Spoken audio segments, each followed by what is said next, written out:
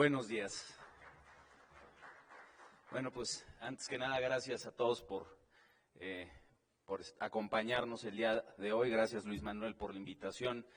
Y bueno, me toca platicar de dos temas que yo creo que son muy interesantes. El primero de ellos, que tiene que ver con la famosa cláusula antielusión. Un tema con un contenido jurídico muy importante. Verán, es un artículo muy concretito, pero el día de hoy lo que yo quisiera es pues entrarle un poquito a lo que hay detrás, qué subyace en la existencia de una norma de esta naturaleza,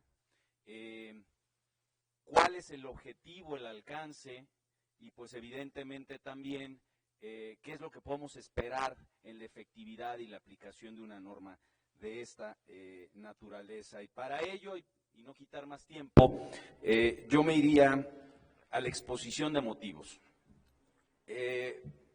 No es la primera vez que se intenta presentar e incorporar al derecho mexicano una norma general antielusiva, y esto es importante. La propia exposición de motivos dice que la intención es generar una equidad en la tributación, dados los esquemas que muchos contribuyentes han venido implementando y a través de los cuales pues se abusa del derecho y se implementan figuras y estructuras en fraude a la ley a efecto de prevalerse de un resultado fiscal o de digamos que una aplicación de la norma fiscal más favorable de lo que debería de ser. Sabemos nosotros que se intentó incorporar una norma de esta naturaleza, no fue exitoso, pero sin embargo los tribunales han venido de alguna manera incorporando en sus doctrinas las posibilidades de que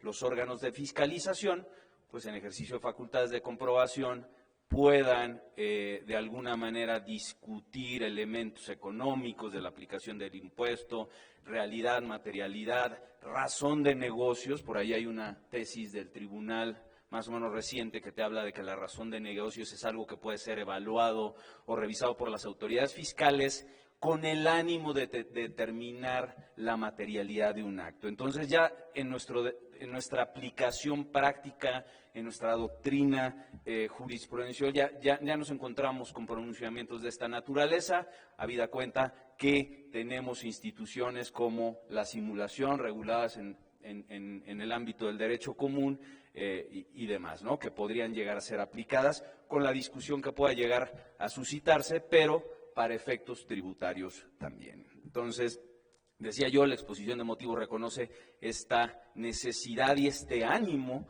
de poder combatir este tipo de prácticas. Lo decía Héctor, es una reforma fiscal que recoge también muchos de los postulados y de las recomendaciones BEPS, una de ellas es esta, y también pues es una norma que implica el incorporar en las facultades de gestión de la autoridad pues muchas de estas facultades que, si bien es cierto, tienden a un propósito adecuado, pueden llegar a ser objeto de un abuso en su aplicación por la falta de claridad y por los términos en que están redactados. Entonces, en entorno internacional, sabemos que en muchas jurisdicciones existen figuras equivalentes. Yo voy a regresar mucho a esto porque creo yo que desde un punto de vista jurídico analizar la naturaleza de una norma antielusiva requiere atender a las causas del negocio como tal.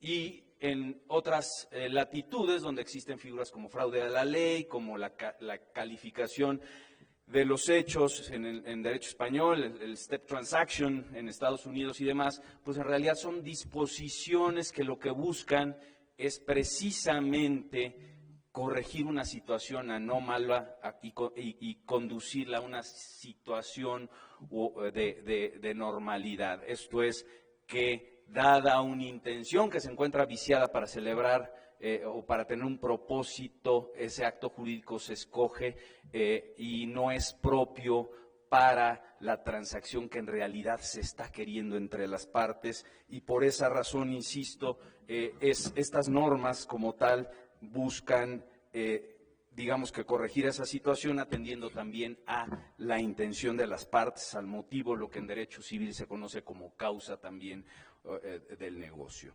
Entonces, déjeme empezar por un tema que yo creo que es básico también para entender este tipo de cuestiones.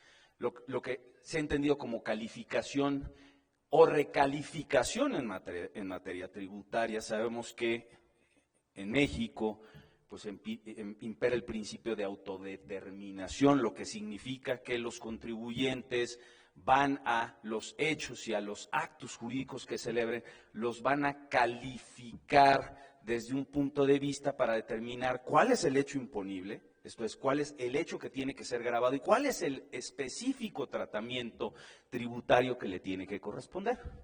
Eso es lo que se entiende como una calificación que es propia del contribuyente y que eventualmente puede ser objeto de revisión por parte de la autoridad.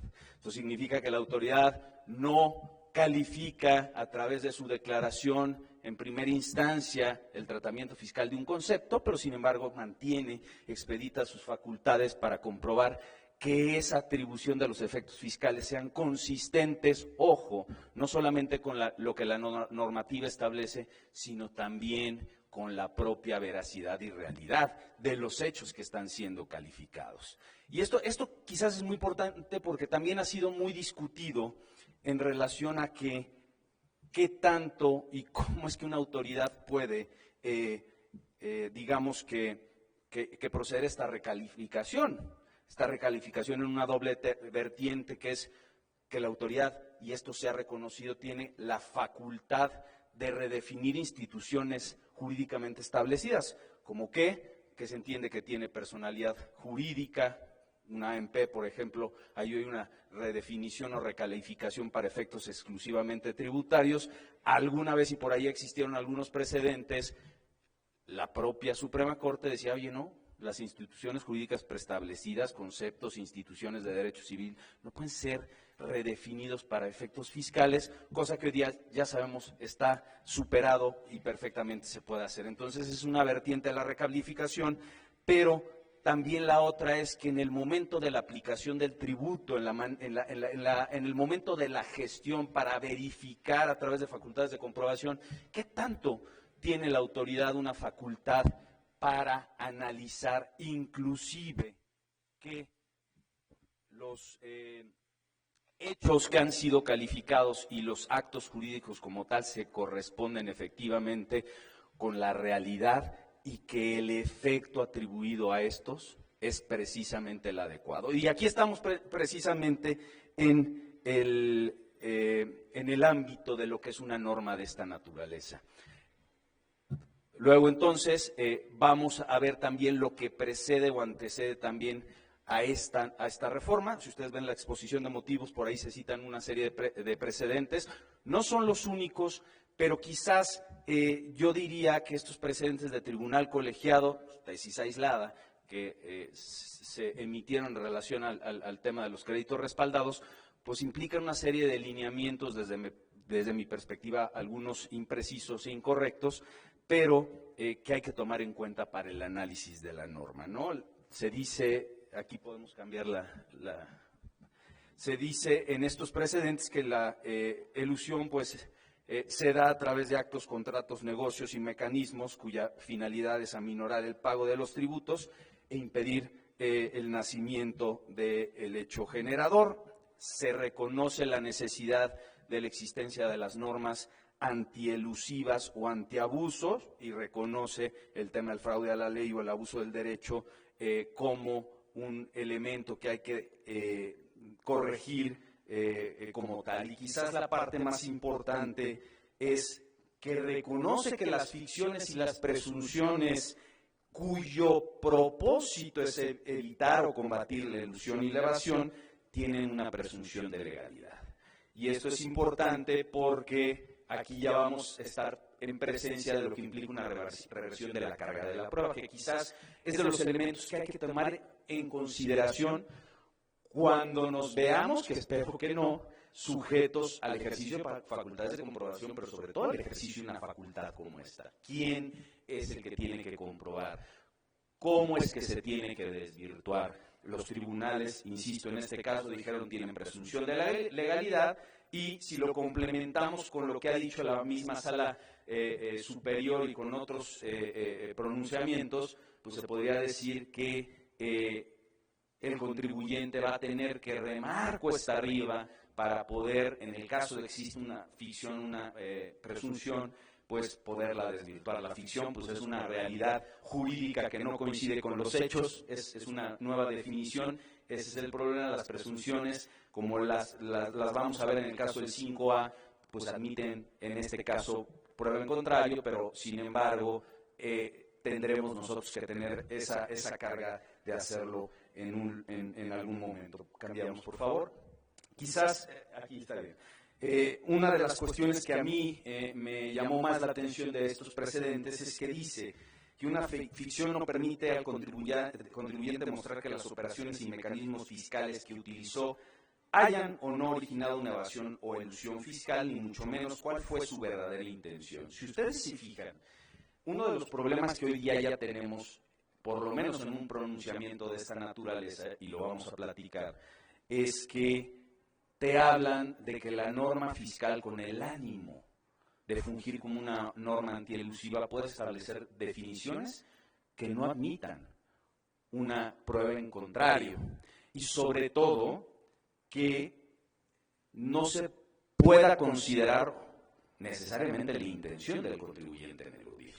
Hay algunos casos que es verdaderamente importante porque la norma antielusiva, y ahorita lo vamos a ver, tiene, insisto, como propósito fundamental corregir una situación atípica. Lo decía Héctor hace rato en el tema de los intereses. Oye, si yo no tengo como objetivo el aminorar o erosionar la base imponible a través de una conducta cuya intención es fundamentalmente llegar a ese objetivo, entonces la norma antielusiva no debería de estar incidiendo y limitando las operaciones de los particulares, porque este propósito es muy específico y tiene que formar parte del eje rector y del núcleo esencial en la aplicación de una norma de esta naturaleza. ¿Sí? Entonces, es, digamos, una de las cuestiones, digamos, que creo importantes a considerar. Ahora, dicho todo esto, entramos a analizar el artículo 5A. El artículo 5A, si quieren, avanzamos a la siguiente. Les decía yo, en la exposición de motivos está estructurada como una norma general antielusiva. Así se crea, así se motiva, así se dirige. Y entonces la pregunta aquí importante es, ¿tiene que ser la elusión el fundamento de su aplicación? Y la elusión como tal es un fenómeno, insisto, que tiene un propósito y una intención. Y entonces la forma en que la norma está elaborada con sus componentes en su sentido y alcance permiten que en todos los casos se cumpla.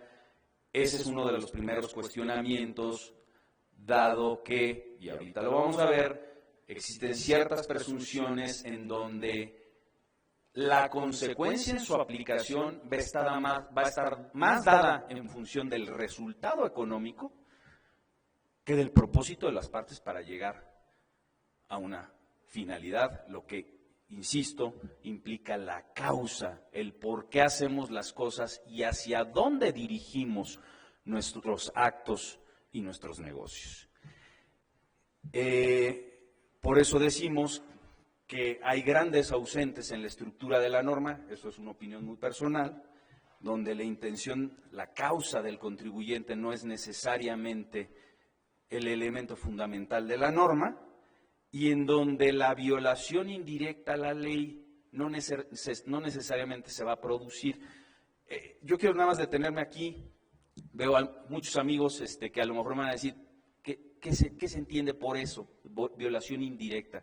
Entendamos que en temas como estos, lo que estamos buscando, figuras como el fraude a la ley, figuras como el negocio indirecto, son digamos que instituciones que lo que buscan es desencubrir un negocio que en realidad están pretendiendo las partes y que lo cubren a través de otro que es válido desde el punto de vista del derecho, pero no cumple con la finalidad de llegar al propósito, insisto, que reviste la verdadera intención de los contratantes. Por eso se dice que la violación es indirecta de la ley, porque lo que violas es el resultado normal que se pudo haber llegado con una norma de cobertura, insisto, estoy hablando en términos muy generales, aplicando una institución perfectamente válida en el derecho.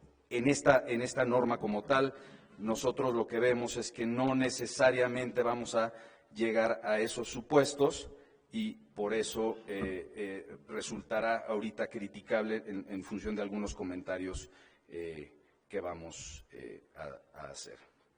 Ahora, decíamos, la norma tiene que tomar en cuenta la causa, el ánimo de eludir con independencia de que se produzca un efecto objetivo no deseado. La causa es fundamental en una norma de esta naturaleza.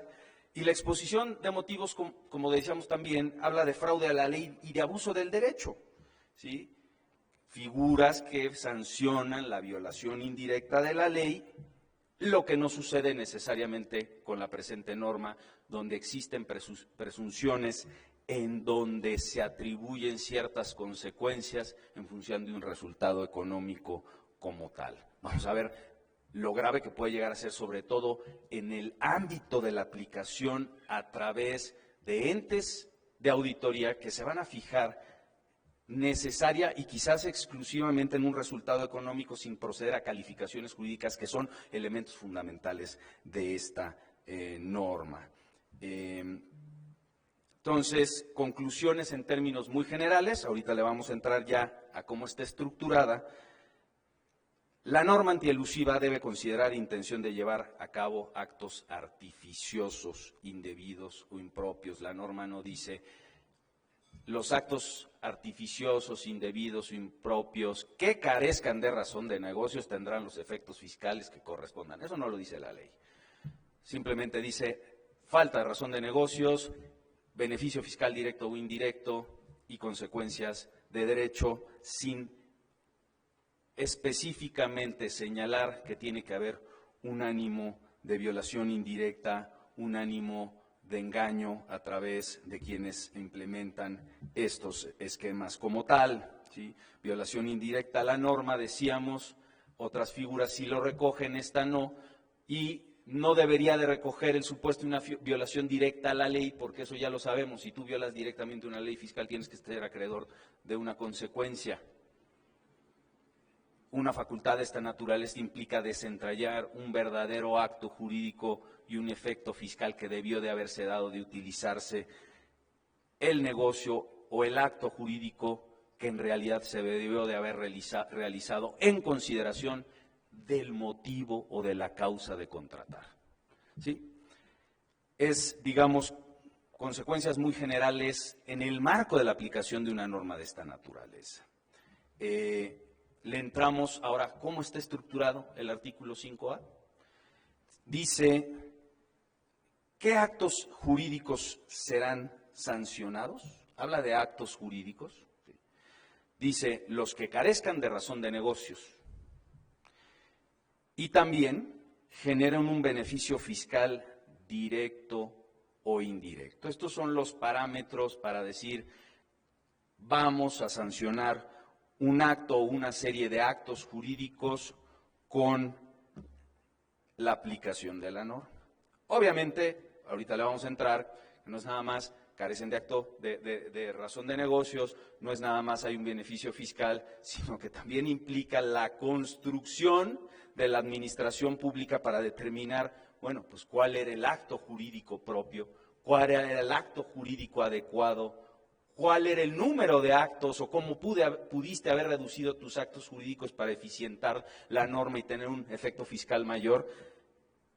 Eso también es un tema muy importante, pero en primer lugar tendríamos nosotros que abordar cuál es la razón de la aplicación de la norma. Entonces, decía yo, acto jurídico que carece de razón de negocios y generen un beneficio fiscal directo o indirecto. Tendrán los efectos fiscales que correspondan a los que se habrían realizado para la obtención del beneficio económico razonablemente esperado por el contribuyente. Vean ustedes la cantidad de componentes que son necesarios para que se produzca la aplicación de una norma de estas características.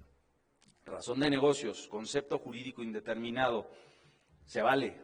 La Suprema Corte ha dicho que se vale la inclusión de conceptos jurídicos indeterminados. También ha dicho la Sala Superior que es el propósito de llegar a una finalidad, habla de motivos, habla de razones para llevar a cabo un resultado económico en el ámbito de la empresa.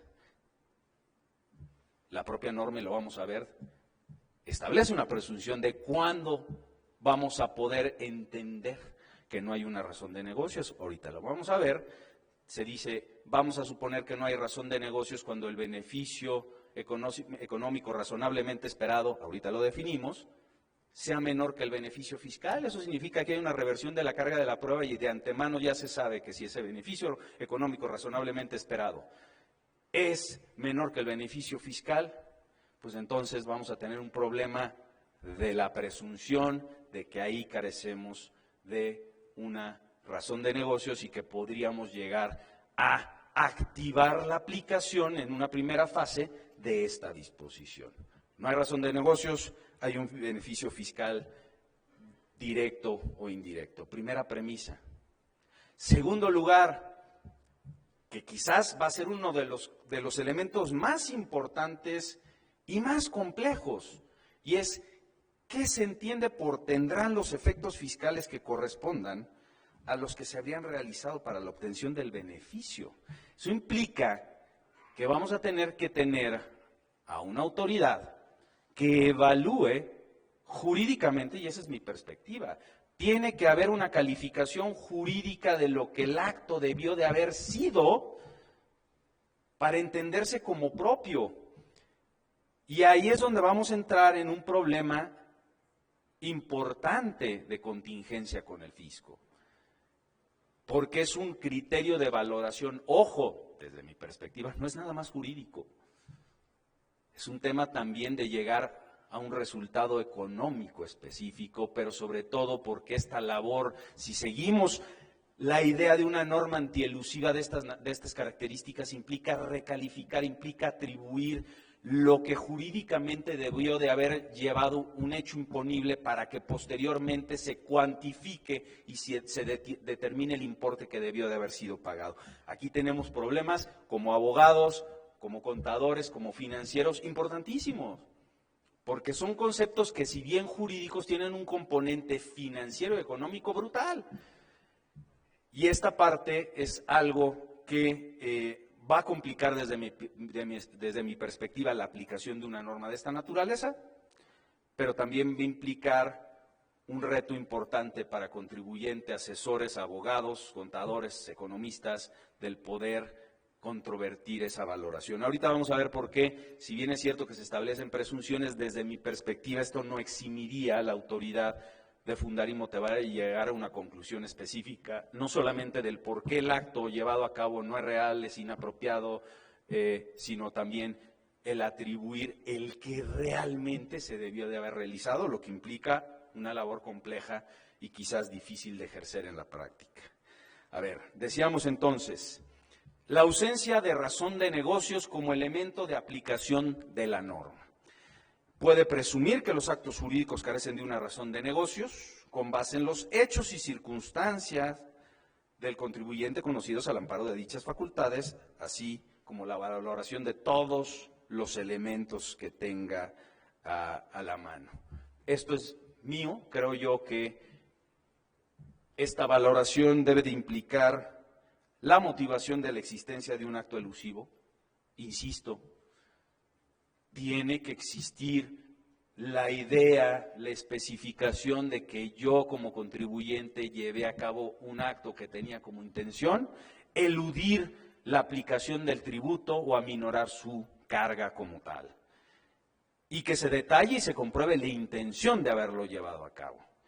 se motive la ausencia de razón de negocios y el beneficio fiscal indebido. Con independencia de la presunción que ahí tenemos, para mí la forma en cómo está redactada la norma, esto frente a un control judicial, no debería de soslayar la necesidad de que la autoridad proceda desde esta perspectiva, ¿sí?, y que nos compruebe cuál es el acto indebido, déjenme ser así de simplista, cuál es el que en realidad se realizó atendiendo a la voluntad de los contratantes y eventualmente cuál es el efecto fiscal que se aminoró y el que le debió de haber correspondido.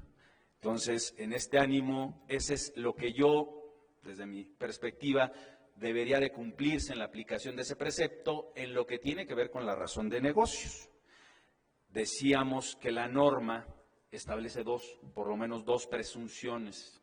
Te dice que no existe razón de negocios cuando el beneficio económico cuantificable razonablemente sea menor al beneficio fiscal. Eso ya le permite a la autoridad que cuando detecte una realidad de esta naturaleza, dude de la operación y dude de los efectos fiscales. Y eventualmente, pues eso nos lleva a entrar a esta balanza tan compleja de que es valorar cuál es el beneficio económico, cuál es el beneficio fiscal y la cuantificación de todos los componentes que integran cada concepto. Eso es importante y desde mi perspectiva, si bien la autoridad va a tener la presunción, ojo, a cargo del particular, de que cuando estos elementos cuantitativos se den en términos de la norma, lo económico es menor que lo fiscal, pues ya tengamos una carga de probar, pero para mí, desde mi perspectiva, no exime a la autoridad de ir más allá y de comprobarlo en su acto de liquidación. Vamos a ver, se da a conocer en las observaciones para ser desvirtuados dentro del proceso de auditoría, pero al final del día puede llegar a formar parte de la motivación en el acto de autoridad.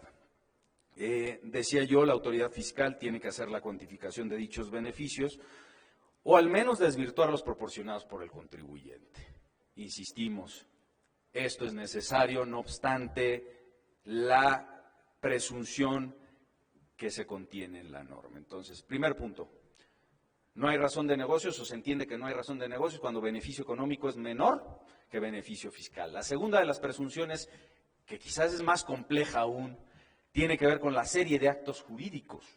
Te dice la norma, serie de actos jurídicos que carecen de razón de negocios cuando beneficio económico razonablemente esperado pudiera alcanzarse a través de un número menor de actos. Ojo, yo entiendo que tú llegaste a un beneficio económico razonablemente esperado, pero no coincido con el número o la sucesión de actos que llevaste a cabo para llegar a ese resultado como tal. Y es que si hubieras llevado a cabo menos actos jurídicos, tu efecto fiscal hubiese sido mayor. La idea de la norma es que la autoridad pueda discutir y cuestionar la necesidad de llevar a cabo todos estos actos jurídicos, porque al final el efecto fiscal mayor pudo haberse producido en forma, digamos, más simplificada y mayor. Esta disposición, desde mi perspectiva, nos coloca en una situación compleja, ¿no? Primero la autoridad tiene que determinar cuáles son esos actos, cuál es su sucesión y su conexión en el tiempo, y que lleva a estimar que unos son consecuencias de otro, y que esto evidentemente trae como consecuencia que el efecto fiscal que se haya dado un resultado final esperado haya sido menor.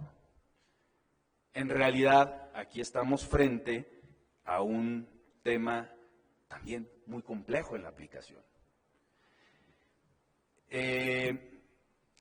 Y es también cómo le hace la autoridad para cuestionar esa previa calificación.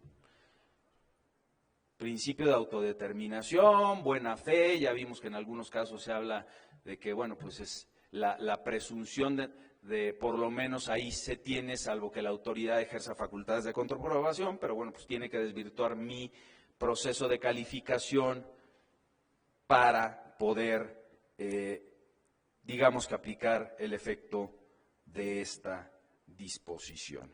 Entonces, esta es la segunda de las presunciones. No solamente decíamos beneficio fiscal económico menor al beneficio fiscal ya nos lleva a una presunción, sino también el tema del número de actos jurídicos. Entonces tenemos que, bueno, pues yo pongo aquí un pequeño esquema respecto de, digamos, la forma en cómo va a estar implementándose la norma.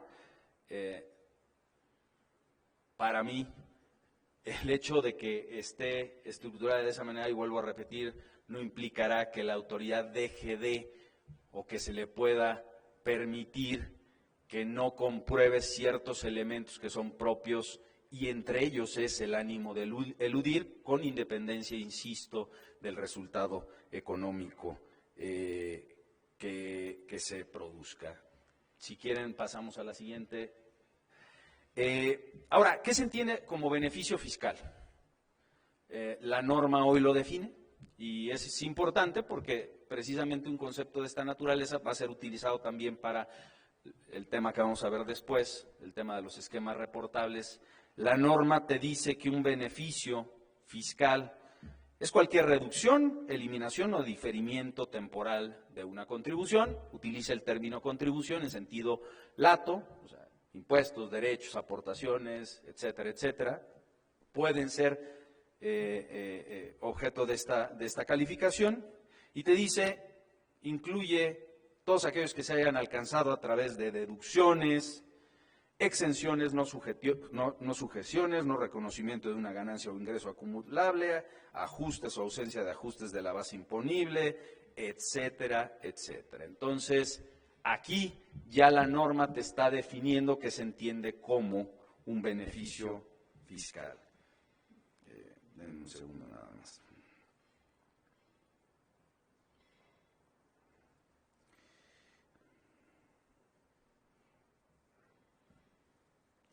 Perdón, pero tuve un tema de mi presentación aquí. Ya.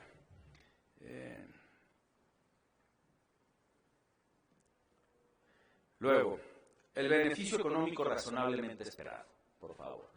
Y dice la norma, existe cuando las operaciones del contribuyente busquen generar ingresos, reducir costos, aumentar el valor de los bienes que sean de su propiedad, mejorar su posicionamiento en el mercado, entre otros casos. Aquí la parte interesante es que la propia norma reconoce que es necesario utilizar la información contemporánea del contribuyente, la información que se tiene en el momento de llevar a cabo la operación y la proyección como tal de todo esto. Aquí yo lo único que diría es, como consejo, estamos hablando hace rato, Héctor lo decía, el famoso compliance. Hoy día el problema de las empresas es brutal en ese aspecto.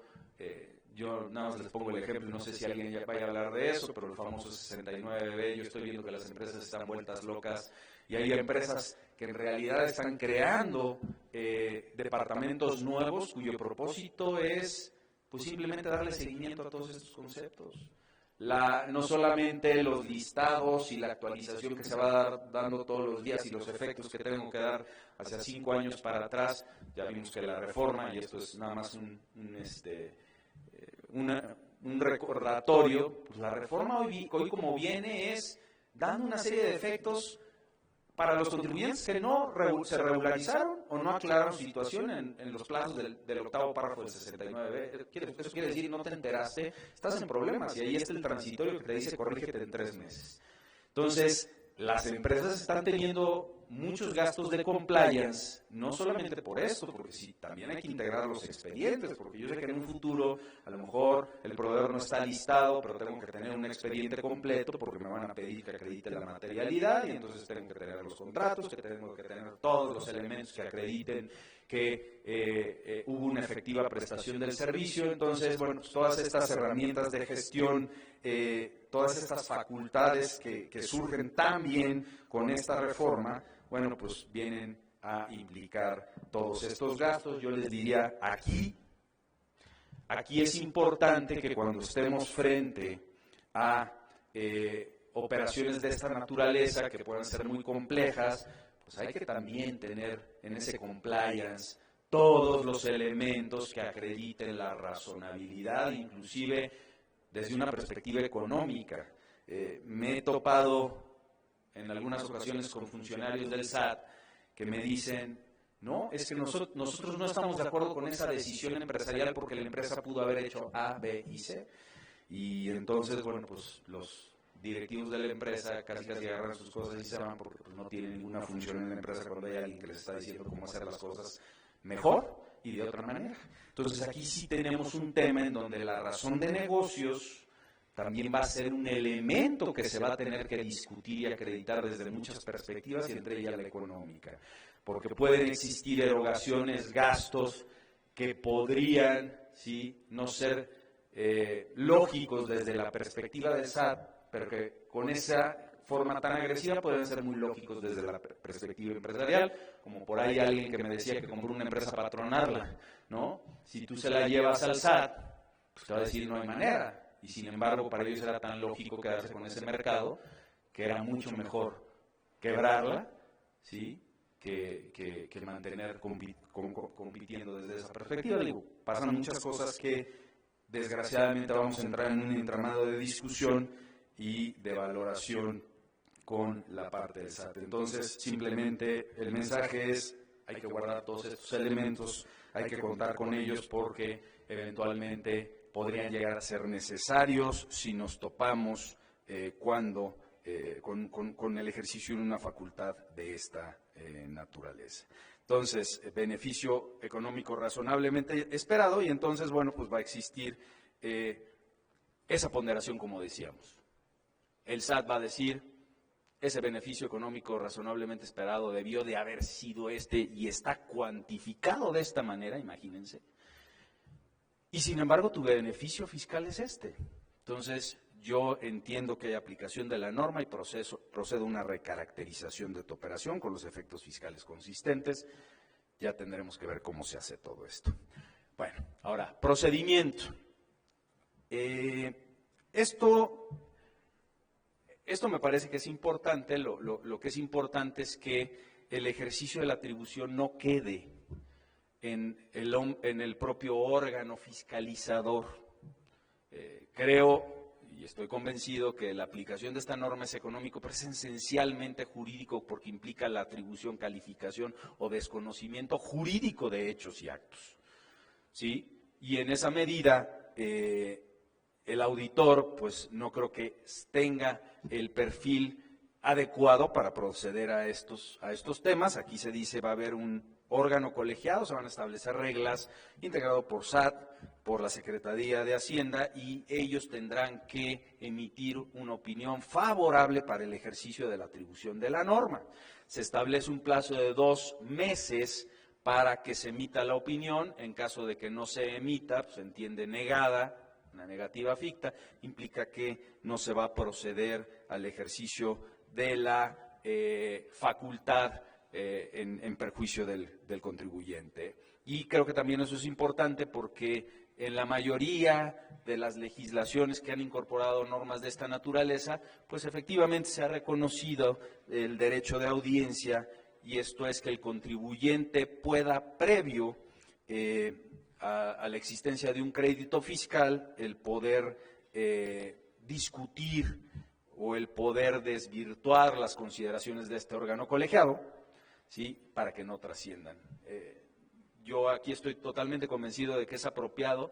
Por ahí hay algunos precedentes que te dicen, oye, bueno, pues es que en materia de auditorías la garantía de audiencia debe entenderse también un poco limitada en la medida en que pues ya tendrás tú la posibilidad de impugnar en un momento posterior cuando tengas un crédito fiscal, pero ya hemos visto muchos aquí que luego esos créditos fiscales son exorbitantes, en donde implican una carga financiera brutal, empresas que cotizan en bolsa, reconocimiento de una probable contingencia, con deberes en algunos casos de garantizar, etcétera, etcétera. Me parece que es importante proceder a tener una instancia de evaluación dentro del mismo procedimiento previo a la emisión del crédito fiscal. Se tendrá que dar a conocer última acta parcial, oficio de observaciones o en la resolución provisional para que el contribuyente aporte, digamos que la información. Esto es básicamente lo que implica la norma general antiabuso, ¿sí? Y yo les diría algunos efectos importantes que hay que pensar, que no se han dado, no solamente lo que hemos platicado, la norma creo que no establece necesariamente algún supuesto en donde se tenga que contemplar la necesidad, o mejor dicho, comprobar la intención de eludir la causa misma de contratar como supuesto para negar los efectos o del acto formalmente declarado, pero hay otros temas adicionales. Los temas adicionales son cómo va a interactuar la norma en varios ámbitos. En materia penal se aclara, dice no hay consecuencias en materia penal. Pero ¿qué va a pasar en la recaracterización de actos cuando estos actos tienen una trascendencia en más de un contribuyente, en temas de partes relacionadas? Yo recaracterizo una operación y es el tema eterno de los ajustes que se tienen que dar. Luego en materia internacional, ¿qué va a pasar cuando una renta, cuando un ingreso de fuente de riqueza en el país sea recalificado, un supuesto que no es compatible con una definición de un tratado? ¿O qué va a pasar cuando hay impuestos acreditados en el extranjero, un foreign tax credit que depende del efecto fiscal calificado por el contribuyente y que tenga que tener una variación? Pues estamos frente también a los famosos ajustes que se van a tener que dar para efectos de tratados, para efectos de operaciones entre partes relacionadas, que bueno, pues tendremos que ver también cómo se comportan otras administraciones tributarias para aceptar calificaciones que provienen de la autoridad mexicana. Entonces, digamos, la norma antielusiva vista en términos, digamos, más precisos, y le entramos al otro concepto. Vamos a tratar de ser más ágiles, por si quieren también alguna pregunta. Y bueno, nada más recordar, los esquemas reportables como están al día de hoy sí fueron objeto de un proceso de depuración por la Cámara de Diputados. Esto es importante. La justificación es digamos, el plan 12 BEPS. ¿Qué hay detrás de los esquemas reportables? No es un concepto novedoso, quizás la tropicalización mexicana al principio comprendía cosas ya de mucha intención nacional, de mucha agenda nacional, ahorita lo vemos, pero bueno, lo que subyace, el ánimo de todo esto es precisamente el que la autoridad tenga de manera contemporánea, en el momento en que las estructuras están siendo planeadas e implementadas, información sobre estas que le permitan discutir, insisto, en el momento mismo en que se generan y se implementan, para que no tengan que en un momento posterior regresar a revisar algo que ya se dio con efectos muy específicos y concretos. Aquí nada más tendríamos nosotros que ver cuál es el tipo de información que ya le resta tener a la autoridad mexicana teniendo tantas obligaciones informativas. Pero bueno, al día de hoy esa es la intención y quizás decir que en disposiciones transitorias, empiezo por el final, ¿sí? Los plazos para cumplir con estas obligaciones empiezan el 1 de enero del 21 y van a comprender los esquemas implementados, desarrollados, etcétera, etcétera, a partir del 1 de enero de este año, o aquellos efectos fiscales de esquemas anteriores que se materialicen a partir del 2020. ¿Sí? Y esto es importante, tengo muchos amigos aquí, auditores, hay una norma por ahí que te habla de los eventos relevantes que hay que reportar, creo que es una norma nueva que apenas va a entrar en vigor. Pero bueno, ustedes ya tendrían que tener más o menos idea de qué es lo que esas posiciones fiscales agresivas podrían llegar a materializar en un futuro. Lo digo desde esta perspectiva, las empresas evaluar si tienen alguno de estos esquemas cuyos efectos fiscales totales o parciales se vayan a dar a partir del 1 de enero de 2020 porque va a haber obligación de declarar en términos de lo que te dispone la norma. Fiscales. ¿Qué se entiende como esquema reportable? Dice cualquier plan, proyecto, propuesta, asesoría, recomendación expresada en forma expresa o tácita. Un esquema fiscal tácito me suena muy complejo entender, pero bueno, ahí está. Y dice materializar una serie de actos jurídicos a través de los cuales se busque obtener un beneficio fiscal directo o indirecto en México. Esto es importante, es plan, proyecto, y que materialice, y dice serie de actos jurídicos, porque la norma no te habla de uno, te habla de una serie. Entonces tiene que haber una estructura como tal implementada y que conlleve un acto, digo, un beneficio fiscal directo o indirecto. Ojo, no por estar en presencia de cualquier beneficio fiscal directo o indirecto vamos a tener la obligación de revelar. La propia disposición, lo vamos a ver, establece los supuestos, las operaciones concretas que se tienen que dar para que la obligación surja a cargo del asesor fiscal en primer lugar o del contribuyente. ¿Sí? Y además con la facultad que va a tener el SAT de determinar los umbrales. No toda operación o no todo esquema debe de ser importante para el SAT y eso también se prevé para que sea definido por la propia autoridad fiscal. Beneficio fiscal, ya lo comentábamos cuando hablábamos del 5A, para efectos de los esquemas reportables hay una remisión y bueno, es importante tomarla en cuenta. Importante, ¿quiénes son los asesores fiscales? Esto sí se matizó. Ustedes recordarán que la iniciativa venía muy amplio, en este caso yo diría que es responsable o estás involucrado en el diseño, comercialización, organización, implementación o administración de la totalidad de un esquema reportable. La norma última te habla quien en el curso ordinario de su actividad, entonces primer punto a tomar en cuenta, pero tienes que estar involucrado en la totalidad del esquema como tal para que surja la obligación a tu cargo. Y también quien ponga a disposición de un tercero la totalidad de un esquema reportable. Esa es la definición de asesor fiscal. Creo que ya está un poco más acotada, puede ser ambigua en algunos casos, pero es mejor la definición a la que teníamos respecto de la iniciativa que fue presentada. Decíamos que la obligación recae originalmente en el asesor fiscal. Se pretende que sea quien revele la información, pero también se establecen algunos supuestos en donde será el contribuyente quien deba de proporcionar la información, términos muy generales. Si el asesor fiscal no le proporciona el número de identificación del esquema al propio contribuyente o la constancia que señale que no es reportable, entonces el contribuyente mantiene la obligación. En los casos en que sea el propio contribuyente quien implementó y desarrolló el esquema, eso se da en muchas empresas, pues entonces serán ellos quienes tendrán que reportar.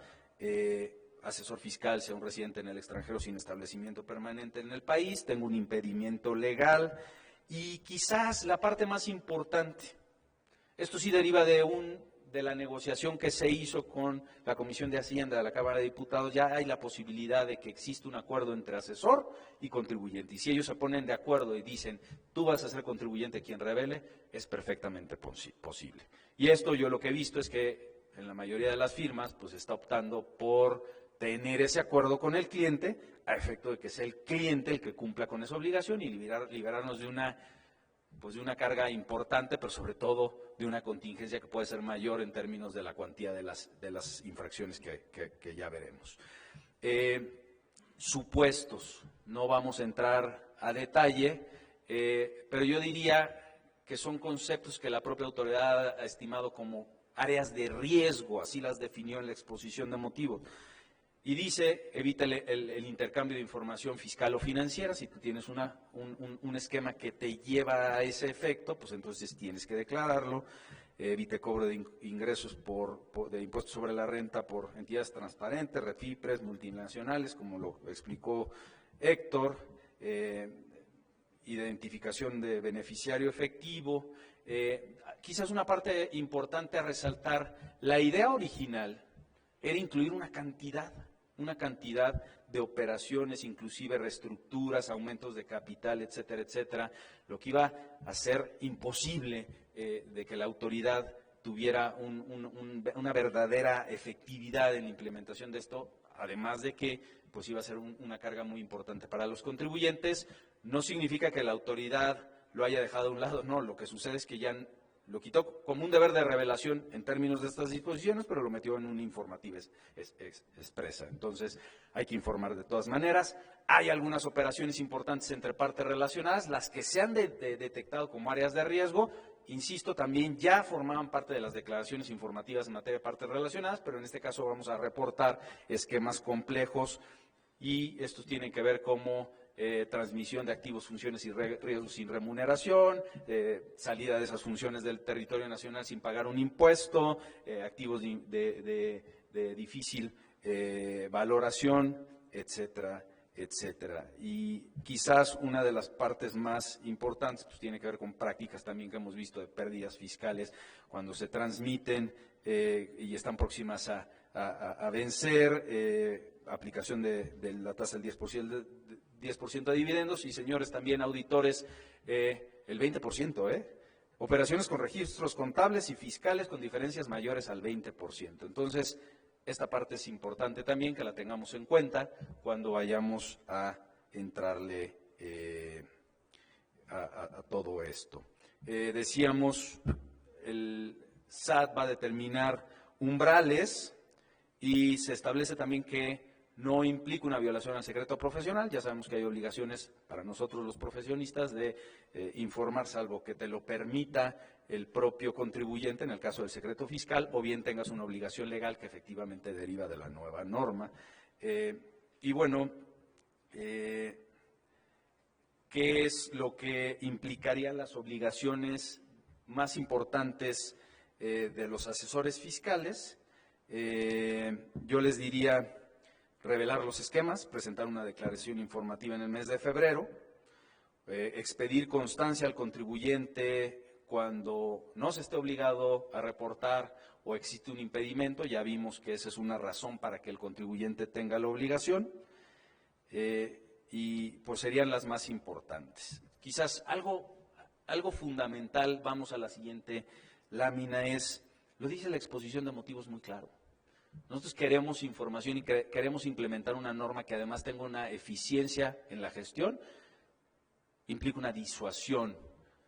Hacen referencia al número de esquemas que en otros países han dejado de presentarse, lo que se ha fiscalizado, pero aquí te dicen, yo voy a ir por los asesores y reconozco las diferencias entre contribuyentes y asesores. Y entonces asesores van a ser 50,000 pesos hasta 20 millones de pesos en los casos en que no presenten la información estando obligados, lo hagan de manera incompleta, etcétera, etcétera. Que se sepa que salvo que se tenga una justificación, aquí se habla de extemporaneidad, eso es algo que también se logró. La norma original no permitía la espontaneidad para librarnos de la sanción, esta ya la permite como tal, en este supuesto. Y los contribuyentes, bueno, pues tienen algo muy interesante. Los contribuyentes que no revelen, pues no solamente no van a poder aplicar los beneficios del esquema. Fíjense, ustedes dicen una sanción económica del 50 al 75% del monto del beneficio fiscal obtenido o esperado. Imagínense ustedes. Y a eso súmenles que si me ejercen facultades de comprobación va a haber una norma, porque esta disposición es una norma que sanciona una conducta de omisión, pero no es una norma que imponga, digamos que la multa por la omisión en el pago de contribuciones. Entonces tendríamos que ver cómo van a interactuar todas estas multas a cargo de los contribuyentes. Les diría que quizás uno de los grandes ausentes, porque lo dice después la norma, el procedimiento no implica la aceptación o la alegación del esquema.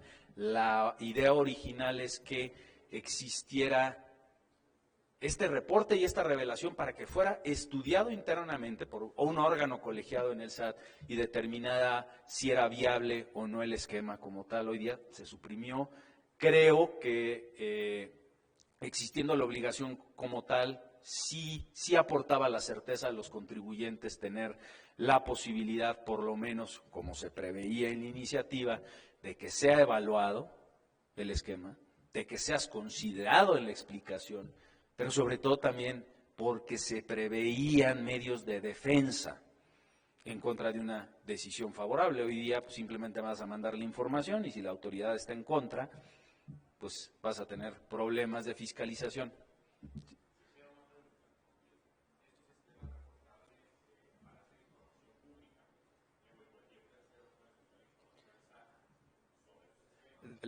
La disposición te dice que está sujeta al 69 del Código. El 69 del Código habla de la secrecía de la información en poder de la autoridad también. Entonces, no. Sí. Bueno, ¿qué se debe revelar? RFC y nombre del asesor. Las personas físicas, nada más para que se sepa. Hay personas físicas que actúan evidentemente por conducto de las personas morales, digamos una firma. Estas personas físicas se pueden, digamos que, relevar de la obligación cuando la persona moral declara en nombre de ellos una firma, por ejemplo. En ese sentido, tienes tú que tener la constancia. Entonces, tienes que dar esa información. Yo les diría, lo más importante es descripción detallada del esquema reportable y sus fundamentos legales. Esto es importante. Luego, descripción detallada del beneficio fiscal obtenido o esperada. Información financiera o fiscal que no sea objeto de intercambio en el caso de que caigas en el supuesto como tal. Entonces, básicamente lo que tienes que es simplemente revelar la totalidad del esquema, quién intervino, cómo se hizo, cuáles son los fundamentos legales, cuáles son los actos jurídicos celebrados, cuál es el beneficio fiscal, etcétera, etcétera, para que la autoridad tenga a la mano todos estos supuestos. Plazos.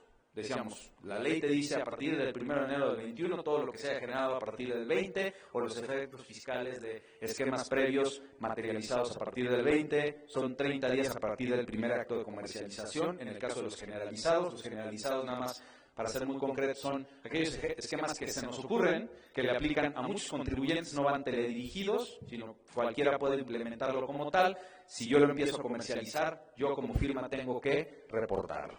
Personalizados son 30 días a partir de qué, de que esté disponible para la implementación o a partir de que se realice el primer hecho o acto jurídico relacionado como tal. Y la norma establece también otro plazo que es de 30 días para presentar información adicional para efectos de que la autoridad necesite complementar lo que ya se le presentó.